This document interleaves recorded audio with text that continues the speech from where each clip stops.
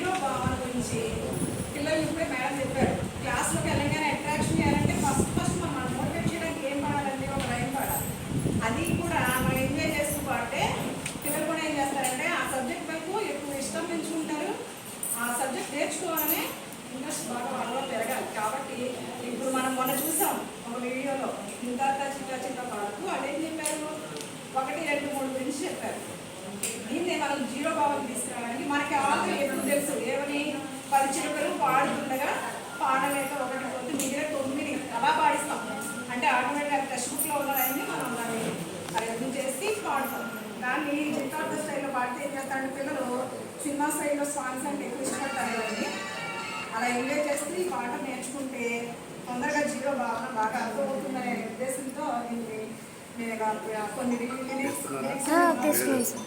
పాటలు నేను ఇలా తయారు చేసినామని ఓకే స్టార్ట్ చేస్తాను.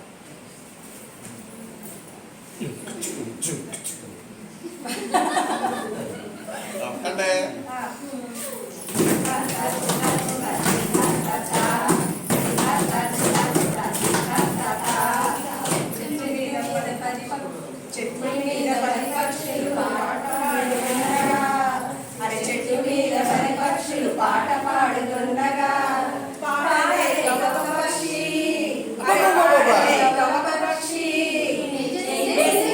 పాడలేక ఆ పక్షి పరిగెత్తిపోయింది.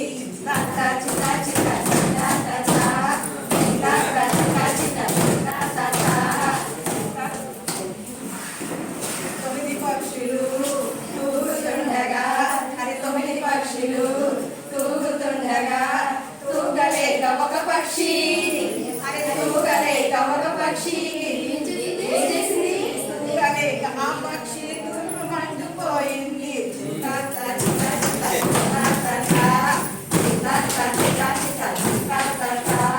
8 పక్షులు ఎగురుతుండగా అరే 8 పక్షులు ఎగురుతుండగా ఎగరలేక ఒక పక్షి అరే ఎగరలేక ఒక పక్షి ఏం చేసి ఎగరలేక ఆ పక్షి ఎక్కడితో పోయింది.